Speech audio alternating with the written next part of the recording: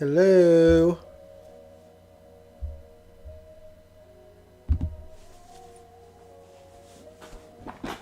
Hey Nathan, hey Allison. What's up, you guys? Hope you are all doing well.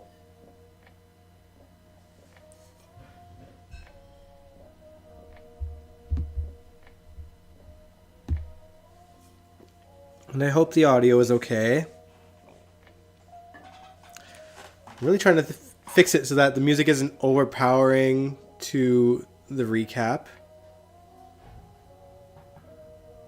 So let me know how it sounds.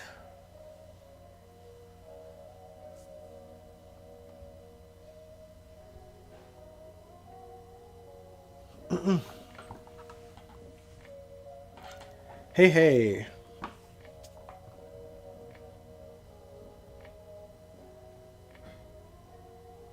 Hey, De Havilland. I hope you guys had a great weekend. Hey, Sandy. Hey, everyone. Hey, Kaiwan. Welcome, welcome, welcome. Welcome. Bienvenue.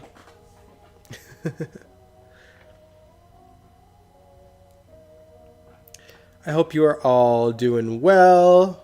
I hope you are all relaxed and ready to buckle up and talk about GH.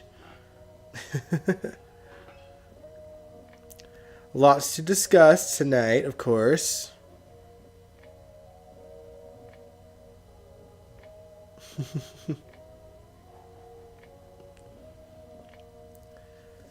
Got all my notes ready too.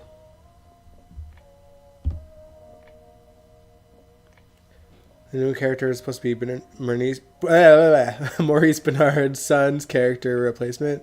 Do you mean Geo?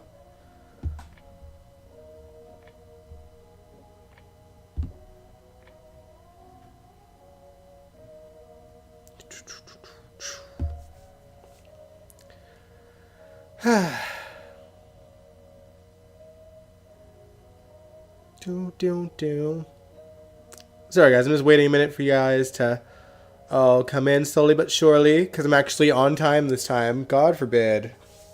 I've had a bad track record all month. All of last month. Hey Nikisha. Yes, I'm doing well, and I hope you're doing well too. What's up, everybody? Welcome. Welcome to General Hospital Envy, my GH after show. Hey, Angel. They could have had Geo be a Spencer recast. Yeah, he looks kind of like him, but does he have the acting chops is the question. Who is Geo's love interest? Jocelyn or Trina? I think he's supposed to be Trina's.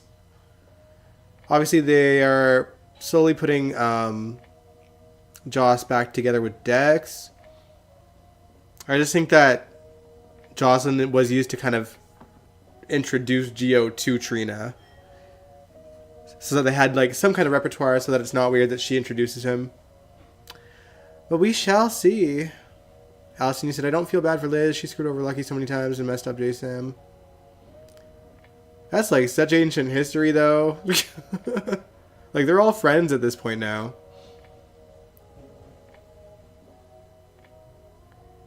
Definitely Trina or get kidnapped story. Kidnapped. Well, we'll discuss all the things, all the GH things. But before we get into it, the Daytime Emmys happened over the weekend as well. And GH brought home the most awards again, but just 4 of them. I feel like they usually win a lot more. I feel like generally shows win a lot more than just 4, but maybe it's just me. Robert Gossett won for Outstanding Supporting Performance in a Daytime Drama Series in his role as Marshall Ashford. He's the only cast member that won, by the way. What was I going to say, though? Oh, yeah. And then the show itself, it won for Outstanding Writing Team for a Drama Series, Outstanding Directing Team for a Daytime Drama Series, and the big one, Outstanding Daytime Drama Series. And if you're like me, your first thought was probably, how? And I mentioned this in the community tab yesterday, but the reality is these award shows, they do not look at the year as a whole like we do. They don't look at the ratings, they don't look at fan opinions, or the fact that they've fired multiple writing teams and replaced them with new ones, plus the strike. Like, there was all these things. But they only look at the episode that the shows submit for the categories. And for all three of those categories, they submitted Epiphany's funeral episode, which, to GH's credit, was really well directed. It had really good writing and showcased the ensemble cast really well, and it must have been better than what the other soaps submitted for those categories, I'm assuming. I don't know. Is it annoying? Absolutely. I mean, the most frustrating thing about GH and why they've managed to win Outstanding Daytime Drama Series the last, 4 years I think it is now, is because once a year, this show will write a standalone episode where they give it their all in terms of quality writing, directing, and utilizing a large part of the cast, and that's the episode they always choose to submit. The problem is GH doesn't give that same time and energy towards any of the episodes the rest of the year. And we struggle through most of it. Most people at this point are probably only tuning in out of habit or because we love the characters and we want to support the actors who play them. But you will seldom find people that are genuinely enjoying the stories being told these days. And I think it's safe to say most of the audience probably doesn't even watch the full show anymore. Most of them will probably fast forward everything except for the characters that they watch for. I swear sometimes it feels like the only people that actually watch the whole show are us YouTubers that sit here live at the end of the week so that we can recap and talk to you guys about it. So I swear it feels like that sometimes. We all suffer for your entertainment. But honestly, that's all I really have to say about the Emmys. I do want to say congratulations because the episode they submitted was great. And Robert Gossett was great in his scenes that he submitted as well. So, my hope is that y'all channel the energy you give to the standalone episodes and spread it through the entire series so the show is no longer simply running on life support and we can enjoy it as a whole every single day of the year again. Oh, man. But yeah, what are y'all saying?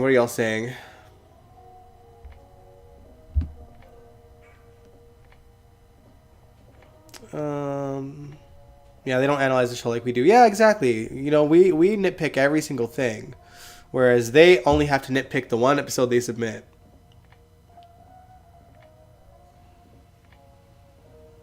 Oh, you think Young and the Restless should have won this year? I'll take your word for it. I don't know. What did they submit? I mean, obviously, I'm not going to know what the episodes were. I only looked into what GH submitted because the other things aren't going to mean nothing to me.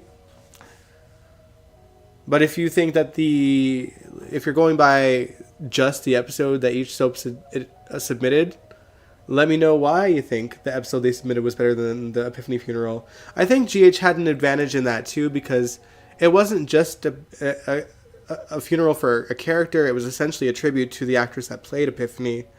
And it's sad to say, but I feel like generally speaking, Emmy Awards and different awards like that, when an actor dies and they're nominated or something related to them is nominated, that usually factors in unfairly sometimes.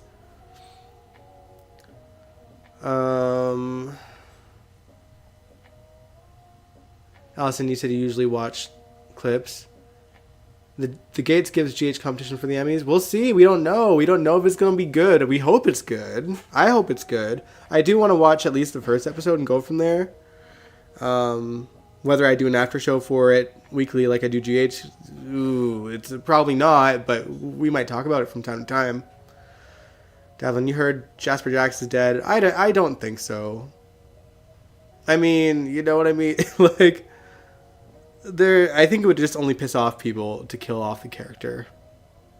I mean, I know we can't have him back unless they recast him, but I don't see them killing him off randomly out of nowhere. Come on, you said, I think in general, Young and the Restless had a better year than most soaps. Yeah, but that doesn't matter for the award is the problem. It's the episode that they submit. So if the episode they submit wasn't quality, then then GH might have won, rightfully so. Daddy won. He had no story. Wally Kurt should have won. Wally didn't. What? I mean, what for playing Ned and Eddie Mayne? I love Wally and I think he's talented, but like, I don't know if that was necessarily Emmy worthy. And like, I get it. Like, Marshall is not a character that is loved, but I think that the actor that plays him is phenomenal. And Julie said, I don't know why YNR submitted, but they should have won something. Did they not win anything? I didn't actually. So I didn't realize the Emmys happened until after they aired, because it just feels like we watched them just yesterday. And in a sense, we kind of did, because they obviously had to postpone the last ceremony, and also give this year's ceremony the same time that they would have had if it wasn't for the strike. So it just was like, I knew it was coming, I just didn't know when.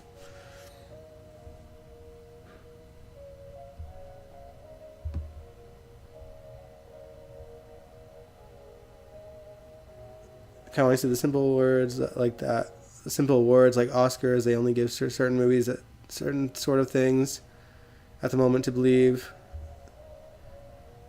Alison, you said, I don't watch other soaps, I miss Outlet. I don't watch the other soaps either, but I'm intrigued to watch The Gates. I'm gonna try, because we're never gonna get a time again probably where we're gonna see a new soap opera air on television in America and Canada. Days of Our Lives. Oh, on Days of Our Lives, Wally Kurt. Oh, was he one of the nominees in that category as well? I didn't really pay attention. Like I said, I didn't watch the award show. I just saw which GH cast members and categories won. I didn't really pay attention to much else. Everyone's like social media posts, like pictures and stuff, were fun to look at though. Curtis's father played on Charm. Interesting. All right. But yeah. Hat Daddy didn't have much going on either, so I'm like, what was his competition? I don't know. Like, he may, like I said, he may not have anything going on, but they do give him like Emmy-worthy material. Or like in terms of like a scene or just like an emotional moment that he can submit into every now and then.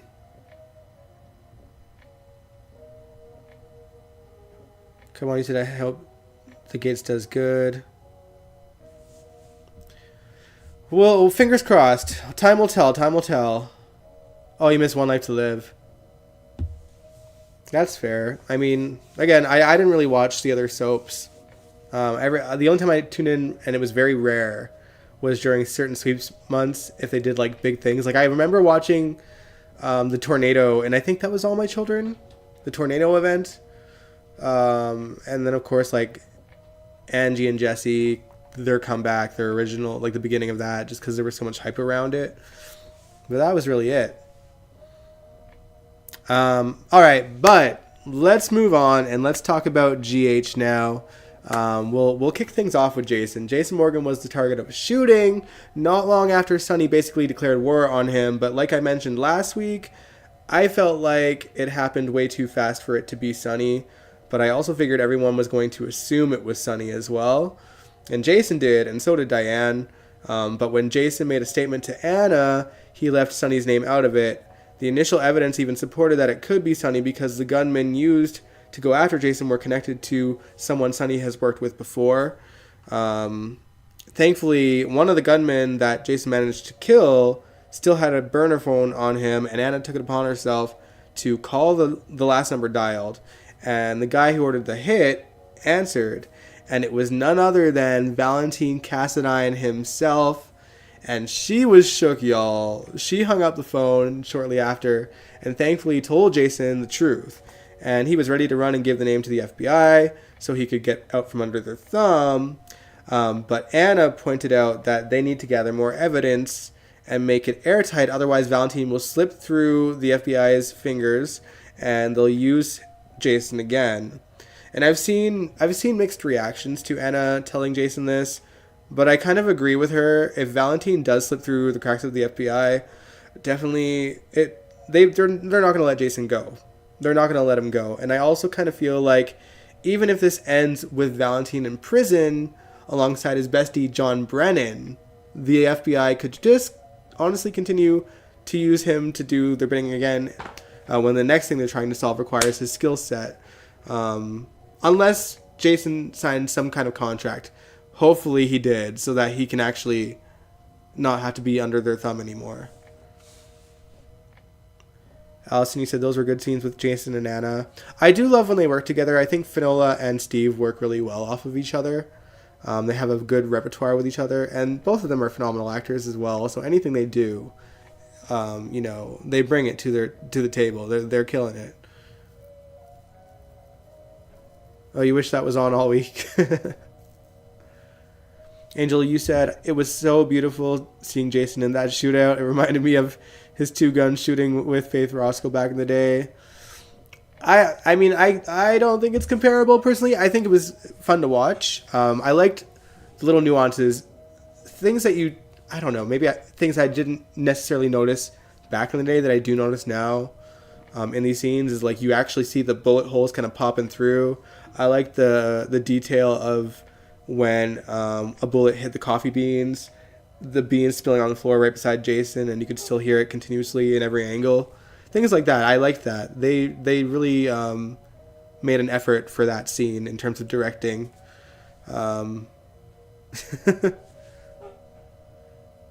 Yeah, both great actors. It's true, Allison. De Havilland, you said, too, in the 90s and early 2000s, General Hospital was better. At a fact that all Channel 7 stories was good to me. I mean, I feel like that could be said about a lot of the soaps, too. GH, yeah, definitely was better in the 2000s, but from the 2000s to the 90s was better than the 2000s. The 80s were arguably better than the 90s. So it's like, I don't know. It's just gotten, I don't know. It's gotten worse over the years, but every now and then they can move you in certain ways throughout any of the decades, you know? I can even find something to like in Ron Carlivati's era, and I can find something to like in Chris and Dan's era, but obviously I think in comparison, the shows were a lot more exciting because they had a bigger budget to tell more exciting stories, and now they don't, and it's a sad state that the soaps are in, but it's just what we're stuck with unless, by a miracle they start dishing out money for these shows again. I'm not hopeful to see anything remotely like the glory days, which is sad. I just hope that they manage to figure out a way to utilize what they have in the best way to make the best quality content that they can. But back to the show, Diane was initially with Jason and Anna at the PCPD, but Jason had insisted she go to Sunny. This was before Jason knew that Valentine was the one that sent the shooter at him. The shooter, sorry. And when she met Sunny at the warehouse, Jagger was there to interrogate Sunny, and Diane did her thing as usual. But once Jagger left, Diane made it really obvious that she believed that he did it, but he swore that he didn't. And then he runs to Carly's to let her know what happened to Jason, and that he swears to her. He's like, I honestly had nothing to do with it. You gotta believe me. Like, he was quite passionate about it, probably because of the fact that Diane didn't even believe him, and that I think Diane didn't really say Jason doesn't believe you, or Jason believes that you did it, but she implied that someone else definitely thinks that he did it. And I'm sure he might have assumed Jason. But yeah, so Carly, Sunny says, you need to tell Jason that I had nothing to do with this. And Carly is like, you got to tell him yourself. And she even pointed out that deep down, he knows Jason is not the enemy. And then Sunny did his 87th Jason's a traitor speech and walked away. Lord help us if we have to sit through several more weeks of this garbage before anything is done about Sunny's meds, because I don't know how much more I can take, y'all. The best quality of the best quality. It's true. Angel, you said I also miss the music that would play during the shootouts. I miss shootout montages with like actual music.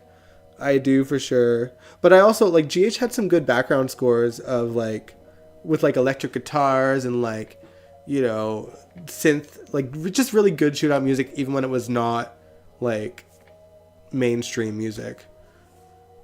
Angel, you said Diane is so annoyed with Sunny. It's true. She's sick of his shit. All right.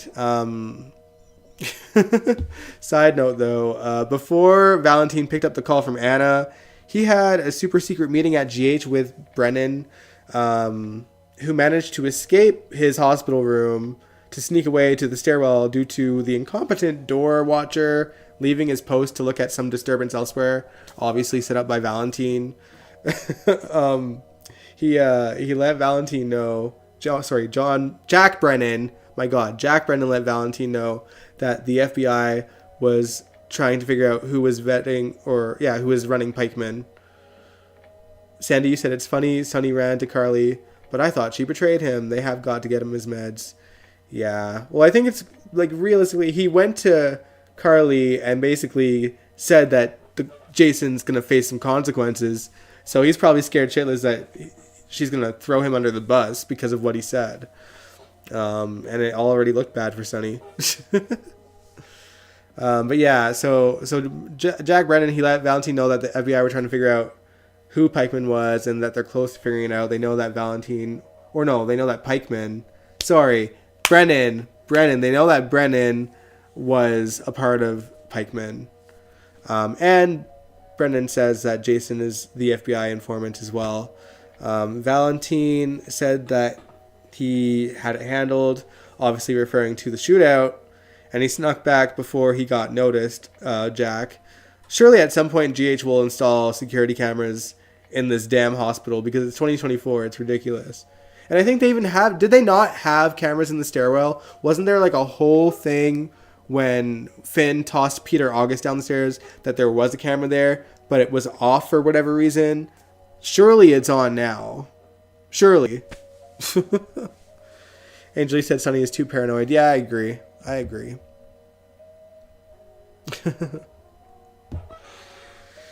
Man, yeah, no, I'm really tired of this Sonny stuff because it's dragged out to the point where like it is ridiculous that they continue to let this man act all unhinged and crazy, and Carly and Jason both suspect there's something wrong with his meds, and Carly hasn't brought up the subject to Sonny again because, yeah, I know that Sonny's pills were, half empty like they were supposed to be when she checked them out, but Carly is the one that suggested that Sonny get a blood test done to see if they need to up the doses or something, and I think Sonny intended to do that, and then he had run into Natalia.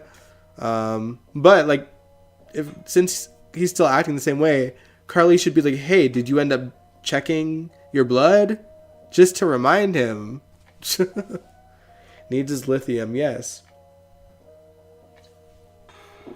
Moving on though, let's quickly touch base on Drew for a second. He's been slowly but surely letting everyone know that he's considering running for Congress. But before he can, he needs to run it by Carly because he knows if he does run that the topic of the insider trading will come up. And the press will likely harass Carly about it. So when he pays Carly a visit, he asks for her permission to run. And she gives him her blessing because she's gotten really good at saying no comment to the press, I guess. I suppose years of being a mobster's wife, plus the stuff that went down with Drew the year before, she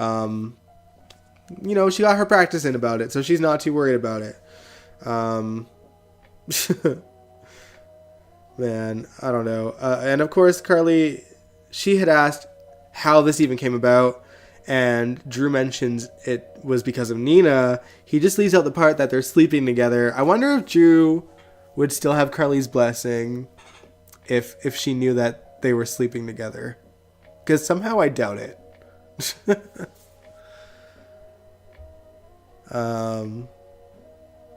Yeah, hospitals have security cameras and police guards. Exactly, it's ridiculous. Carly, De Havilland, you said Carly needs to gather up all Sonny's family members and tell them that he's off his medication. Well, I mean, he's not off of them, but she's just thinking that he should get his blood test to see if they're no longer working as they used to, which is true, technically.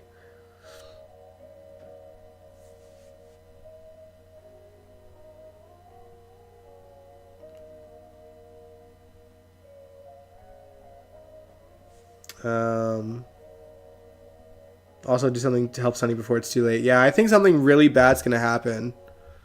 If no one does anything soon. Angel said, I doubt Carly cares who Drew sleeps with at all. She's done with Nina and him. I'm just saying, like, she's gonna, like, yeah, she's over Nina, but, like, she ain't gonna be as friendly knowing that they're sleeping together with Drew, is what I'm saying, you know? Like, she'd be like, are you an idiot? Like, she'd be like, no, screw you. I hope Carly just laughs when she finds out about Nina and Drew, you're saying, Nikisha? I don't want her to care.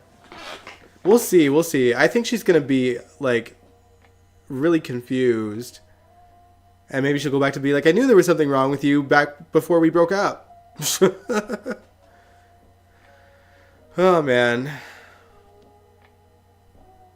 But yeah, Drew also spent some time with Wiley and Willow at the Metrocourt pool, which yes is open again for the summer, and Nina was there, and seeing Drew in a new light as a caring uncle towards Wiley, her grandchild, and she was gushing and blushing over it as well. Angeli said Nina is like Jax. She's gotta have Carly's men like Jax gotta have Sonny's women. Oh my god. I mean, Sonny and Jax and Drew. Yeah, you right. You right. She'll probably never get Jason though. Allison, you said, yeah, she should. I don't think she will care that much. She'll be like, I feel like she'll be disgusted by it, though. And then she just won't give him the time of day. But yeah, Wiley was super happy to see his grandma Nina and wants to make plans in the future with her. And Willow is open to that. They were having small talk about chlorine and creams, thanks to Drew mentioning it. Because, again, they were in the pool. And Nina, like, offers to, like, just send a bunch of boxes to her door. And then she, like, backtracked quickly. She's like, oh, you know what? No, that was a little obsessive of me. I'm sorry. I am glad. I'll give the writing team credit for this. That they are actually making Nina realize, like, how crazy some of the things she offers actually is. And, like, how, like, overwhelming it can be, and she's like now holding herself accountable to that. I appreciate that. Like, she does have a long way to go, Nina, as a decent human being, but she is growing. She's making progress anyway, and I'd rather see her grow instead of throwing her completely under the bus, because it's like Nina, on paper, she wouldn't be a bad character, but then she just, like, latches on to certain things, whether it's Sonny or Willow or Wiley or revenge on Carly, revenge on Drew, different things like that. And I'm over that pattern. Like, she needs to be like, Nina, you could have so much more peace if, like, if you would just, like, I don't know, like, call yourself out on certain things more often. And they're having her do that to herself, which I appreciate. But yeah. Hopefully, they start bringing that energy of, like, not having characters go back to, like, their lowest times out of nowhere, like they did with Ava. So, Elizabeth Corte and Chris Van Etten, like, don't revert Nina again, and, like, maybe start bringing back the people that had growth into the characters that you kind of flipped back to their old ways. And by the way, the reason why I say Elizabeth and Chris is because, again, Allie Mills at the Emmys let it slip that he actually is the head writer along with Elizabeth Corte again. So, or Corte, however you say it. They're the team. They're the new team. I mean, I guess the funny thing for me is, like, Chris was fired and he's not even, like, a little bit ashamed to just be begged to come back. I hope, like, if, you know, do I think the show is doomed having him back? Not any worse than they are now, I don't think. He can't do much worse than what Patrick did in a team with Elizabeth. But I think the show is just going to be exactly where it was before. You know what I mean? Before they changed it to Patrick and Elizabeth. Kaiwani said, yeah, they kind of made her Looney Tunes for a minute, but now she's not loony. That's regular. Yeah, exactly. She's not as loopy and loony, and I don't want to see loony Nina. Like, that girl had mental health help. Like, she's capable of like sort of being a normal human being. They just need to not have her revert.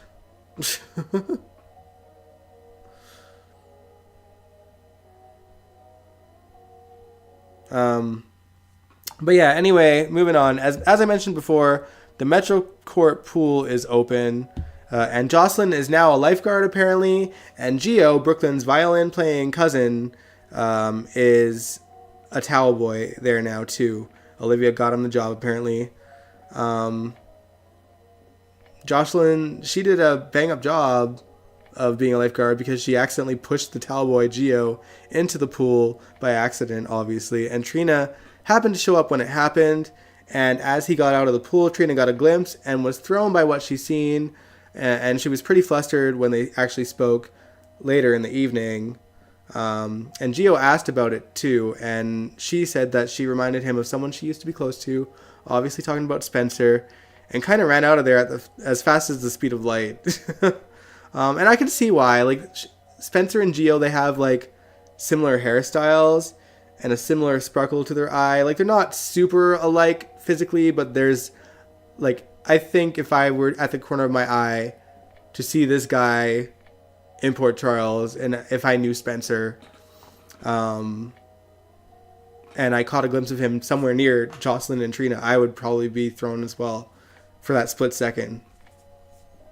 But yeah, Trina does come back to kind of gather the things that she left at the table and gather her thoughts as well. And she told Jocelyn what happened, and then left to go home and be alone with her thoughts, which I can't blame her for either. Hey, Sabrina. Allison, you said, yeah, Nina is okay as long as she chills and stays away from Carly and Sunny. Yeah, like she should.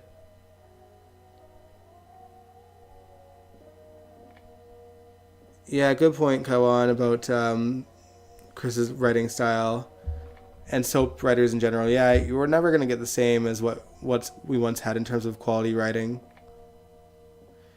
Nathan, you said, meanwhile, Dan O'Connor, who has... Oh, sorry. It's every. Oh, y'all are talking so much. Okay. Where did I see? Meanwhile, Dan O'Connor, you were saying, Nathan, who was fired by GH, is heading to Days to write alongside Ron Carlivati, who worked with him on One Life to Live. That's interesting. I mean, I don't know how Ron is doing at Days, but he destroyed GH for me. Like, I actually stopped watching when Ron Carlivati was writing on his second year there. So hopefully Days doesn't get that same treatment. Dan O'Connor and Ron Carlivati, I don't know how that would work.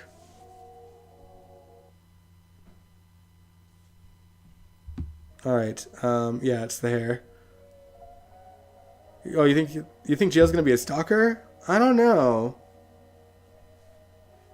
Trina's gonna start... Oh. What do we think about Blaze's mother? We'll talk about her. I'm going to say that to the end. I do have things to say about her and her current story, for sure. But we'll save that for later. Yeah, I don't think anyone's going to stalk either with Gio Trina. I don't get that vibe. I feel like if anything, Gio's got this weird thing with Sunny going on, and I'm curious about that. And obviously Jocelyn and Gio, or no, Trina and Gio talked a little bit about Sunny, and she even said, people got opinions about Sunny. Some are bad and some are good. So, and she even told Gio that Sunny beat up Dex. So, like, I am curious what he'll do with that. But his mother is something else. Yeah, we'll talk about her, but I'm saving that for last.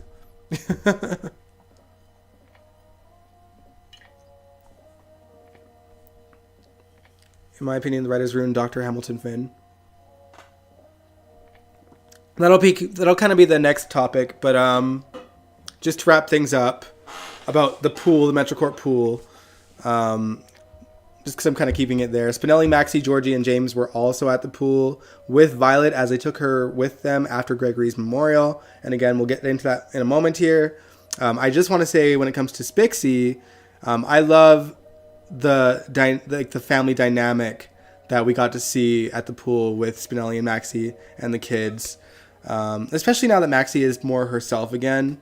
And Maxie was so good with Violet too, being calm and reassuring to her while Violet was worrying about her father, which Violet has every reason to be.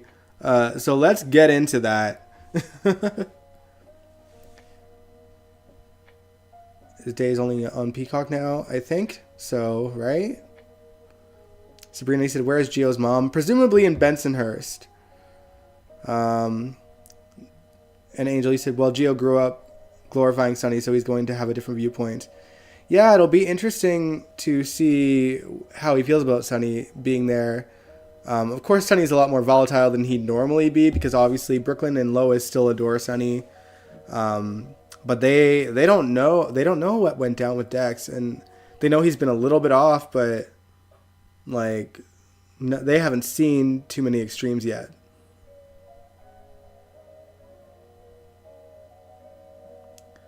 Oh, you like Gio for Trina? Time will tell. Time will tell. Allison says, "Poor Violet. She needs her mom back." I'd love to see Hayden back for sure. Angel, you said, "What I find odd that people want Gio and Danny to take over the mob after Sunny." What? That's crazy. Sandy, you said, "I love the Spinelli family. We need more of them." I agree. Gio is either a cousin of Sunny or somewhat related to his mom. Well, he's Brooklyn's cousin, so how would he be Sunny's cousin? Like, Brooklyn and Sunny aren't related. Even though she calls him Uncle Sunny, it's just like he was close to her mom. But anyway, let's talk about Gregory's death. We're still in the thick of the aftermath for Gregory's death, and his family and friends' ability or lack thereof to cope with the loss of him. Everyone is struggling to some extent, of course. Chase received his ashes, and he was terrified to part ways with him, with the ashes, and devastated that was all that was left of him. And I totally get that, because my dog was cremated, and coming to terms with that, with the fact that this tiny box was all I had left of my dog was so devastating for me. And my dog is still on the mantle of my fireplace. But for Chase, his father's will was to be scattered by his favorite tree in a park. So he had to contend with that. Chase also acknowledged that there's a slight chance that he could inherit ALS and didn't want to burden Brooklyn with taking care of him should that happen. And she pointed out that she is nearly just as likely to get it out of nowhere, just like Gregory was, and just like he could be. And she knew he wouldn't leave her side if she asked. So they're in it for the long run, whatever happens, if it should happen. And I doubt we'll see it happen one way or the other. To me, Maxie is looking better. She is looking better. She's, Kirsten Storms, she said she's picking out better outfits for Maxie. She's doing her makeup like Maxie used to do now. So there's definitely a change in Maxie, and that's thanks to Kirsten making the effort. But the writing for the character has, it's a lot more happier too. So it's a combination of both of that's making Maxie a little bit more enjoyable again. And feeling like herself again.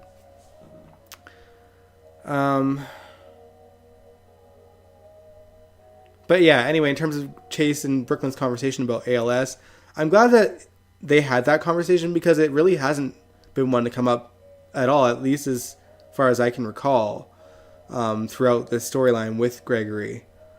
But meanwhile, though, Elizabeth visited Finn at his apartment and brought over some baked goods, courtesy of Aiden, for Violet, and they discussed the night that he drank and how it was a one-time deal. But then he started pointing out things like, oh, well, I was not addicted to alcohol. My addiction was towards this drug. The one that he got hooked on when he was dealing with that, was it Blackwood's disease? I forget what it's called. The disease that he came in kind of finding a cure for originally. But yeah, he still reassures Elizabeth when that, you know, he's not going to take another drink, when she clearly felt some kind of way. And I think that he spotted that when he mentioned, oh, well, it wasn't the alcohol, because it's not, you know, addiction. Your vices become, you know, your vices end up being interchangeable a little bit. You might end up just feeding one vice or replacing one vice with another. And that's clearly what that's kind of the road that Finn's going to go down on. Sandy said, I miss Gregory, still crying. Yeah, they did a good job with how they ended things, I feel. The actor also did an interview with Stephen Bradford. I haven't watched it yet. I've seen the beginning of it, but I haven't gotten a chance to actually watch it yet. Kaiwani said, I was not addicted to alcohol. Is a lie. Addiction, yeah. Addictions can change. Like I said, yeah, exactly. You know, sometimes addicts will, you know, replace one vice with another. And that's, I think, the road that we're going down with Finn. Yeah,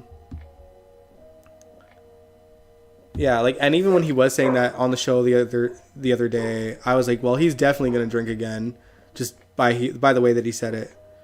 The next day on the show was Gregory's memorial, and it was really well done. A lot of outdoor scenes shot in GH's studio parking lot, and as well as the park that they always go to. They filmed the spot that was supposed to be Gregory's favorite tree, and there was a bench with a plaque for him on the bench. And there was great speeches from everyone, but I would say Tracy's and Alexis's speeches moved me the most, I think. The reception after the memorial was held at the Metrocourt outdoor dining area. I'm sure there's like a word for it. I can't remember what it was, but the same place where Brooklyn and Chase had their wedding reception. And Finn, during this reception, he snuck away to another room, and Chase finds him downing shots like there was no tomorrow. Shots of tequila or whatever it was. And spraying his breath afterwards, and stayed silent until after Finn left for the evening. He and Brooklyn are now seeing how dire the situation is with Finn, and they need to come up with a game plan to get Violet out of that situation until Finn can get his drinking under control, if he even wants to. Man, Finn went home on his own to all of Gregory's boxes of things that he was going to donate, while Violet went swimming with the Spixie family unit. And Finn was not having a fun time in there. Finn was crying and, you know, walking with his father's cane and just grieving hard.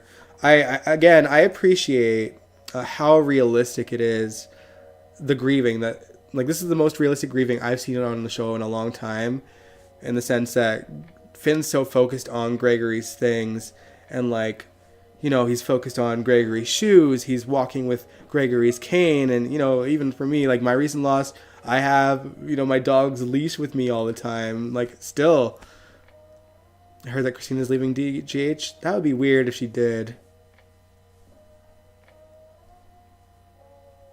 But yeah, anyway,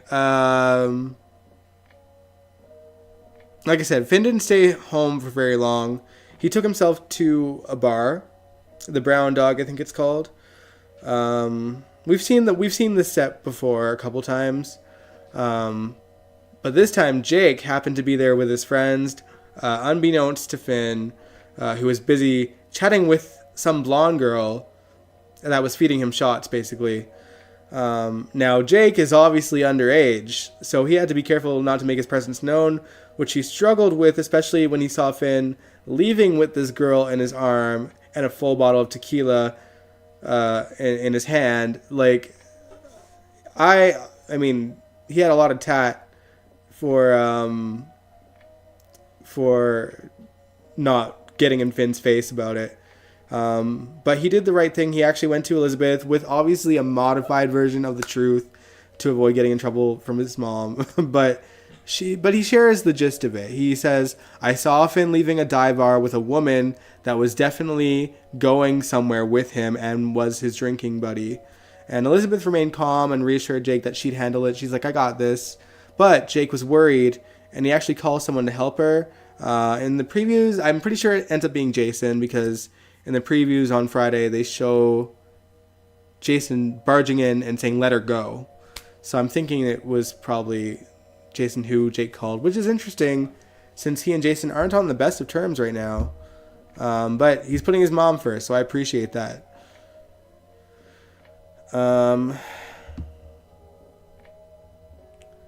Kaiwan, you said, why isn't Brooklyn and Chase going into the apartment and trying to say, hey, Finn, stop drinking? I thought they were going to talk after the wedding or after the funeral. Well, I think they didn't want to just barge in because they didn't think it was going to go well. So I think their main plan is to focus on Finn first. And focus on Violet first. But I think what's happening there is that Chase and Brooklyn already tried to help him. Elizabeth tried to help him. It clearly got nowhere. So I'm thinking their logic is to find someone else that can help him out. Probably Tracy and Alexis are going to be the next contenders at this point because they're the ones closest to Finn. You know, Alexis is a recovering addict herself. She gets Finn. Tracy, she's always had a good relationship with Finn that she can just be brutally honest with him and like make him wise up, and just call him out and really have no consequence to that. So I'm looking forward to seeing whatever Brooklyn and Chase's next move is on that front. Sandy said, Jason to the rescue again. Angel, you said, I'm surprised Jake Goody Two Shoes was at a bar after how he made a fit of Danny's vaping and Charlotte getting shot. Well, to me, it sounded like he didn't know that was their intention. He thought they were going to go to a movie, and then they went to this bar. I mean, who knows? It's all about the influence, but we'll see. Finn is going to have to hit rock bottom. He's getting there.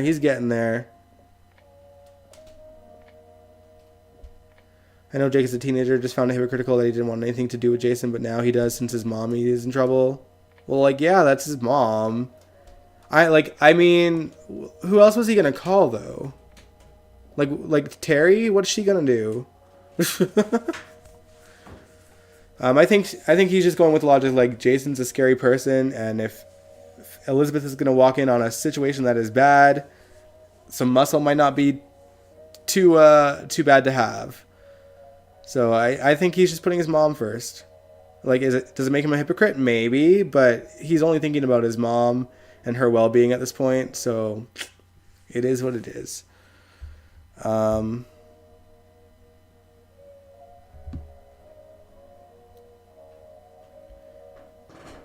have, he said, can anybody answer this question for me? Where's Phyllis? In the back of Charlie's, probably. Never to be seen or heard from again. Unless she's back in Nixon Falls. But I think we're just supposed to forget about her. It's been like over a year and a half, I think. But yeah, so Elizabeth goes to Finn's place and she opens the door and she finds Finn making out with the blonde chick on the couch and the bottle of tequila on the table right next to them. And he turns around completely dumbfounded and the blonde lady is confused. Angel said Jake is a teen, he still cares about Jason. That too. But yeah, yikes. I feel so bad that Finn is on such a downward spiral and Elizabeth is having to get hurt by it. But Michael Easton has been bringing his A game to the story. I will say that. I'm really enjoying finally getting to see Michael Easton really get some material that he can sink his teeth into. because they don't really give Finn a whole lot of opportunity to have Michael show his acting chops. And even with this Gregory storyline that's been going on for a year, obviously leading to his death, we don't really get to see him be an emotional wreck, because he was having to be strong for Violet and strong for Chase and strong for Gregory, and he was not going to let any of them see that what he's going through on the inside. And he really didn't discuss what was going on the inside until he had that first slip at the wedding and talked to Alexis about it.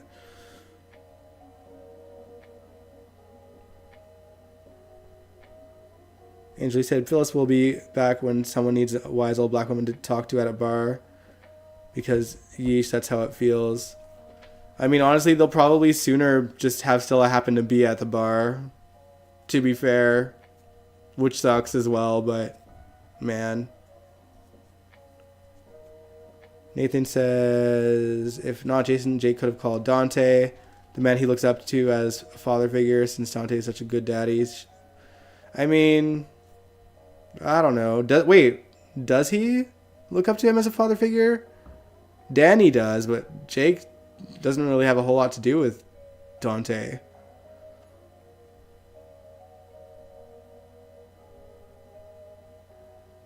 Because he's living with Liz.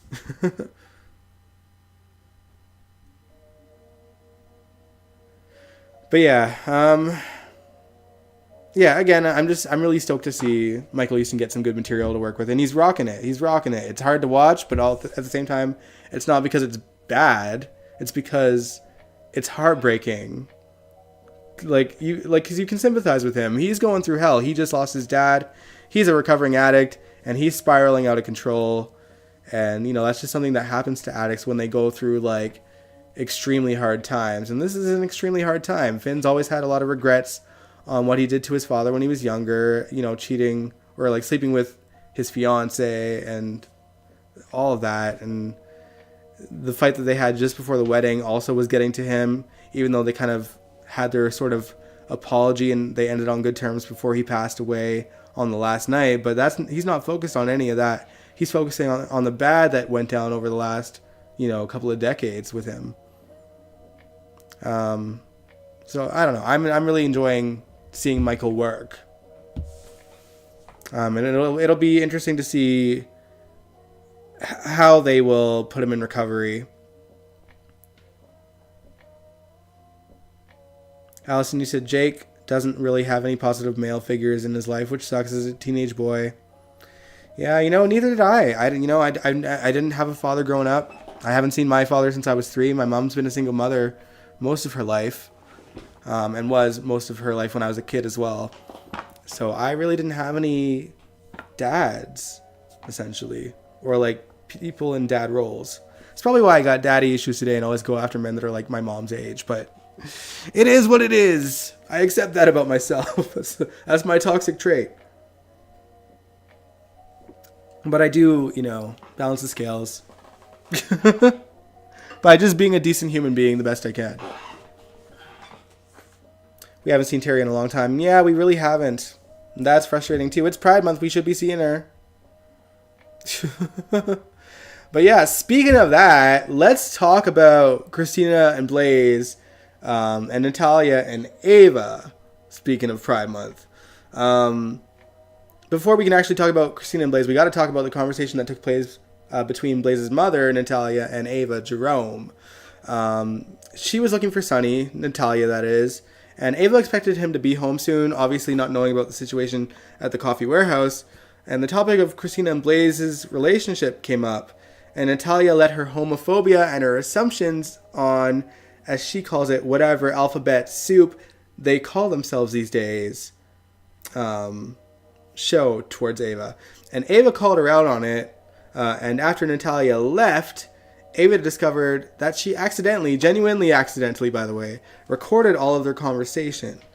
She was practicing speeches for the art gallery before Natalia had showed up, and the door, knocked, and she just looked up and went to go grab it, not knowing who was there. And she had left it on record.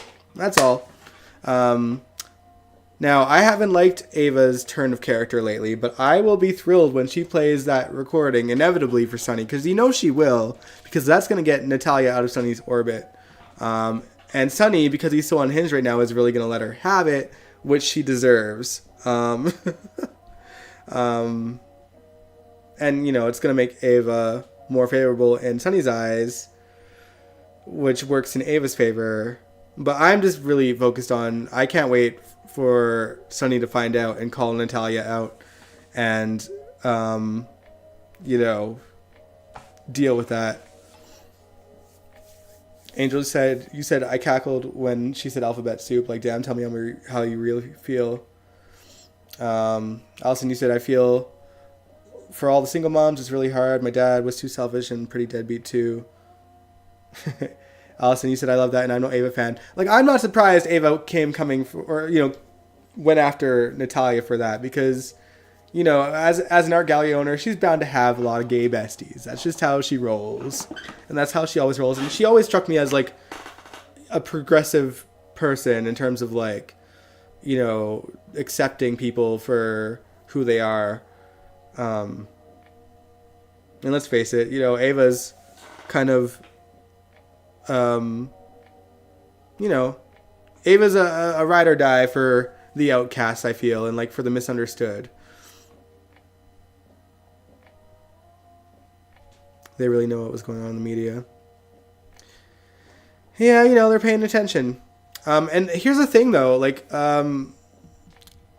I find that some people are kind of mad about this narrative being told on, like, during Pride Month.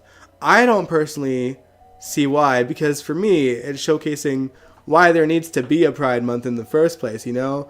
Because uneducated saps like Natalia make all these assumptions and believe everyone in the queer community is flighty with their relationships and disastrous with their life choices, as if straight couples and straight individuals can't be just as flighty and disastrous as well. But anyone with a bit of common sense knows that nothing and no one is simply black and white, and no individual person or group of people is just one thing. We are all essentially the sum of our life experiences, and the things that we go through form us into these complex human beings as we get older, and we all have the ability to grow and change as we learn the lessons that life teaches us, and equally we have the ability to let what we go through make or break us as well. We can all wallow, we can all thrive regardless of our sexual preferences. We're all capable of being quite trash realistically as well, but we're also capable of being amazing. So it's not like it has nothing to do with one sexuality.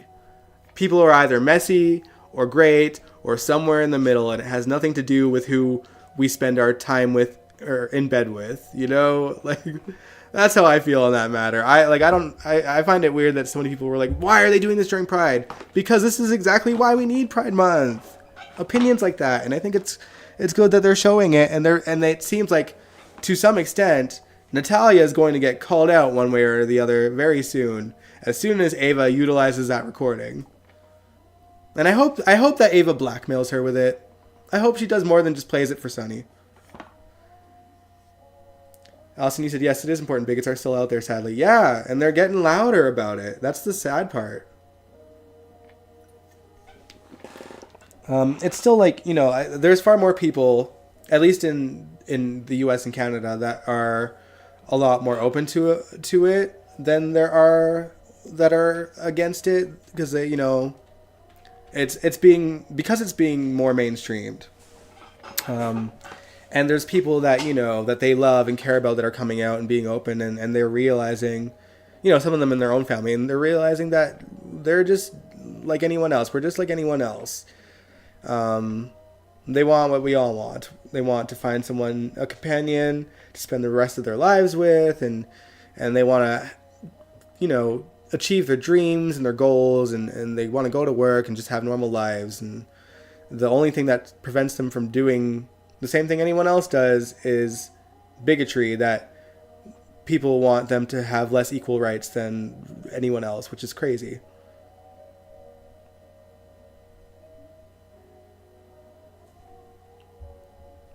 Angel, you said it's an overplayed storyline for gay issues, but it's not new, but it's a story. Also, they aren't using all the LGBTQ characters, and GH does performative inclusion diversity, well, at least to me. Well, the thing is, like, like, as far as I can tell, in terms of the GH characters, I do agree that they need to be utilized more, and this is, in a way, kind of performative, but it's also a good time to bring it up, because there is so much hate going on. Like, you go on any post from, like, any corporation or any entertainer or any whatever, posting Happy Pride right now, they're getting all these, like, vomiting emojis and people just, like, absolutely trashing them and saying unfollow and this and that. So it's a good conversation to have right now. It's an important one to have, because these idiots are going on these pages and making anyone that's just wanting to, like their photo and be like, oh, they're, like, cheering for us, getting to be ourselves. And then they have to look at the sea of shit from these idiots that are just bigots. And it's more than it has been. If you look back like 5 years ago, it was never as bad as it seems to be now. It's just like, like, let's be real. How I Want It is more of a right-leaning conservative viewpoint. And it's like, they're getting riled up over what's going on in politics in the States right now.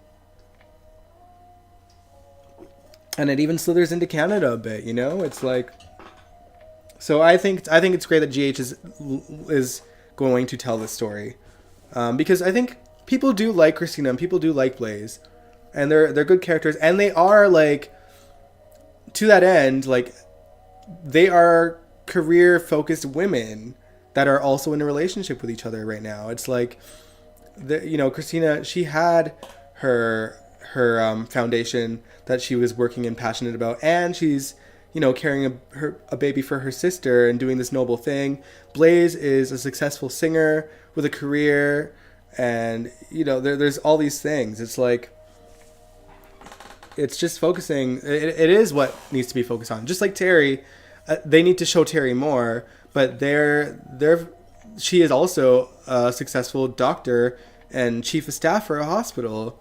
And it's like, when you normalize that these are just people and they've established a lot of that, more so than the focusing on their sexuality, obviously until Christina and Blaze started dating, and Blaze had a homophobic mom. But, like, they established that these are just people with their lives, and this is just a thing that they have to contend with because of who they happen to sleep with or share their beds with. So, I don't mind that they're telling the story right now. And also, but what I was going to say earlier was GH, with the gay characters that we've seen over the years, they haven't really tackled homophobia a whole lot with it, right? Like, they haven't really been all that preachy about it. Like, the last, like, before this story with Christina and Blaze and Natalia being a homophobic mom, the last, like, issue like that we've seen was when Lucas was a teenager, and Bobby took issue with his sexuality, and he got gay bashed as well. So, but, like, that's, like, the really, like, sort of, like, last preachy one that I can think of anyway. Because with, like, Brad and Lucas getting together, like, they really focused on their relationship, and they didn't really have anything to contend with. They kind of maybe started something with Brad that was inevitably dropped, I think, once the writers changed. Something with Rosalie, the character, and they got married at one point, and Brad's family would be against him back then. Something like that. But they dropped all of that, so it wasn't really told at all.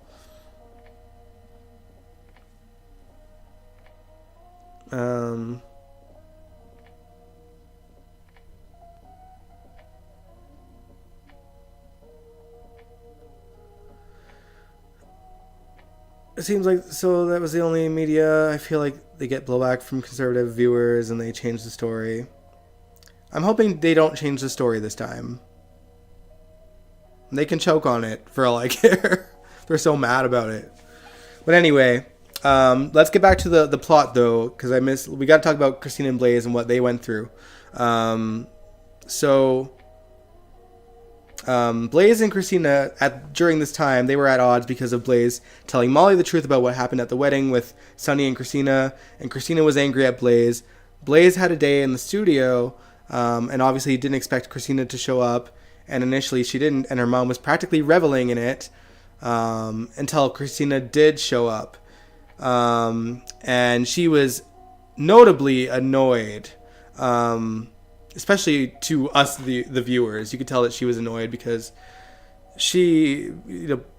Natalia had some words with Blaze beforehand where she's like, this relationship was doomed to fail, and you just gotta move on and whatever. And then she kind of said the same thing to Christina. They exchanged words, and Christina really called her out. Like, Christina really stood up for herself and called Natalia out on being fake with her and writing them off as a failed couple with no future. Christina clapped back and gave as good as she gets, and I think that probably inevitably will make them a stronger couple. And I hope that, Christina didn't really say a whole lot to Blaze about what Natalia said to her, but I hope it comes up, and I think it might come up depending on what Ava does with that recording. I really hope so.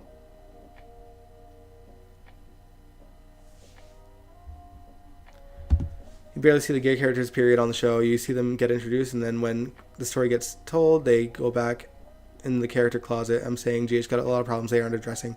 Oh, I completely agree on that front, for sure. But I feel like Christina and Blaze have really been, pretty heavily featured. And I hope that they keep that up. Because Christina, she's Sonny's daughter. You know what I mean? She's really, connected to one of the biggest characters on the show. Blaze, you could take it or leave it in terms of who she is within the show, but right now she's connected to Christina, who's connected to Sonny, and there's a lot to work with there, and I hope that they keep it up, because I think the actresses that play them are really talented too, and they're while I'm not super invested in them as a couple, I think that they have enough chemistry that it works. Sandy, you said Natalia is a piece of work. I can't believe she told Christina to break up with Blaze. Yeah, she really did. She was like, break up with my daughter because it's inevitable anyway, because that's just how gays roll. They just don't last long in relationships and blah, blah, blah, blah, blah. And, Christina said her thing and did her thing. And I think it's going to make them stronger as a couple. Allison, you said, did Bobby have a problem with Lucas being gay? She did at first, yeah. Only for a little bit, though. She basically said, she was going to take him to counseling or a therapist over it, or thought it was a phase. And honestly, it took Tracy being rude to Lucas for Bobby to come around, and she was going to bitch slap Tracy all the way back to Florida. I think she said something to that effect. Different moments like that. And eventually, obviously, Bobby accepted Lucas long beforehand. I think Lucas was more scared to come out to Tony, but we really barely seen Tony at that point. And he told Tony on his deathbed that he was gay, and Tony was so loving and sweet towards him. But I think by then, Lucas and Bobby were okay as well, so... Angel, you said if looks could unalive someone, Natalia would have unalived Christina. Yeah, you're right.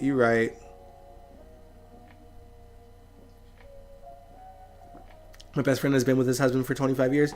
Yeah, that's like I said, it's so annoying when people put just add these stereotypes when they've really not paid attention. They just go with the assumptions and what one particular group of people seem to assume about them, and they just think that that's the absolute truth, and that's the kind of woman that Natalia seems to be. And I'm hoping that obviously Ava's going to play that tape for Sonny.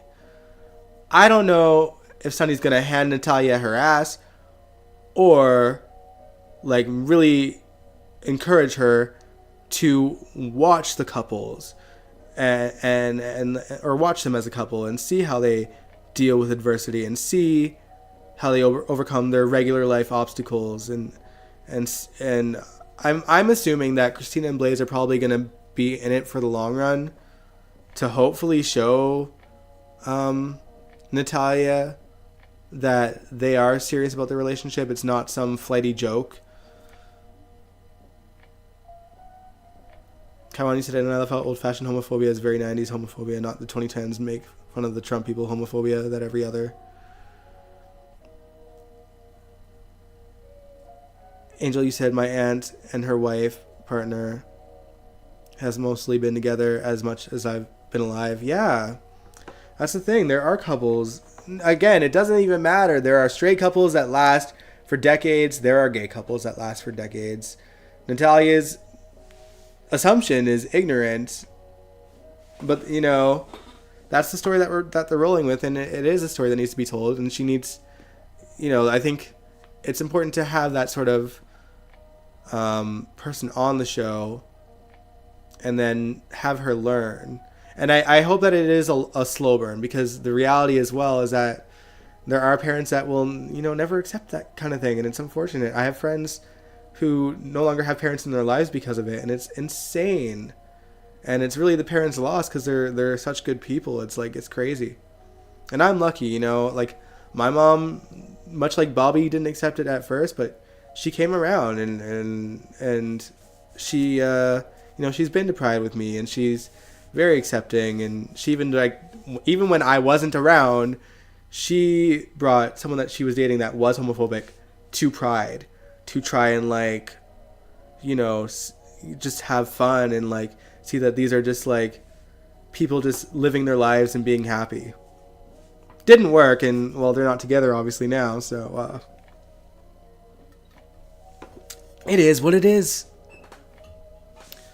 Sonny's reaction will depend on if he's back on the correct dose of his medication. The thing is, he won't be when she plays him that tape. He won't be.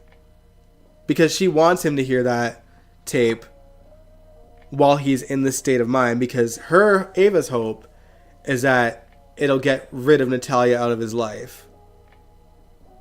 You know, Ava has her own goals. As happy as I was to see Ava call Natalia out, she's got some motivation to play Sonny that clip or that recording, even though she didn't exactly plan for it to be recorded. She now has something on her to use to isolate Sonny from yet another person that's around him.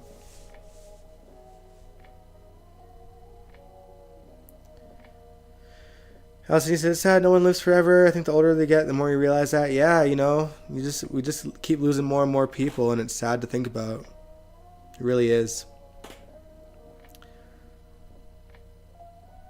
Yeah, he will go off the rails. He for sure will.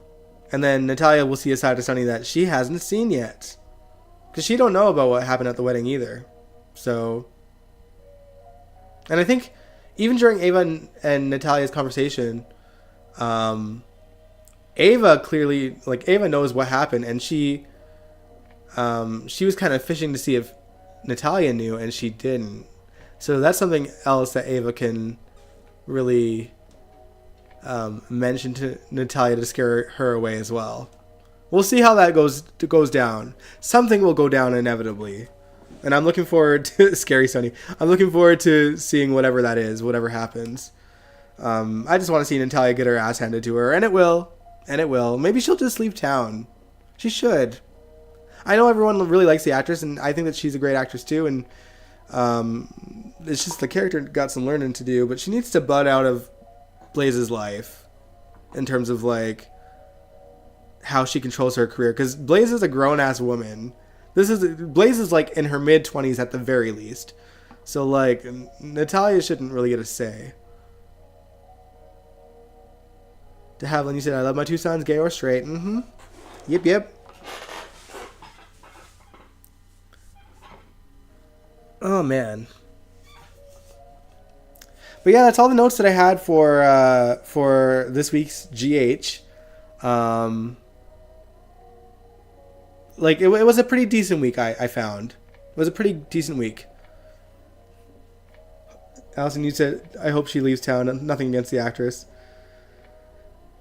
Don't see Natalia being on the show long term. Yeah, it could just be an arc. Guess what time will tell. But yeah. We'll be live streaming again this Wednesday. I don't know what we're reacting to. I don't think we had a game plan just yet anyway. But I'll think of something. We'll live stream Wednesday. I do know that I'll be rehearsing twice this week, I think. One of the rehearsals is on Sunday, but quite early in the day because my drummer has night shifts now. So, like, it's not going to affect the stream, so don't worry. I'll just have to get up really early to make my notes so that I'm back and just get to, live stream. About Lucas coming out since it's Pride Month. Yeah, we could react to something that's a gay-related story and the different shootouts of GH. Maybe another time. No, Kaiwan, I think that might be a great idea. I just don't know how much of Lucas's original story is on YouTube. But I will look, and if I can find it, then we'll watch something from Lucas's original story. Something from it. We'll see. Lucas one is good. Yeah, it's a great idea. I hope I can find it, and if that's the case, then we'll watch it, because, in honor of Pride Month. There isn't a whole lot to choose from for GH in terms of that, because a lot of it didn't happen until, the last 10 years, and I can't really react to anything from the last 10 years, so it's Lucas or nothing at this point. Hey, Auntie, Bobby, and Tony. Well, yeah, if I can find the clip of Lucas coming out to Tony, yeah, I'll do some searching tonight. But yeah, I'm going to end the live stream here. I'll see y'all on Wednesday. If you like this video, give it a big old thumbs up. Subscribe if you want to. I'd really appreciate it. And I will catch you guys for the live stream on Wednesday. Peace out. Mwah.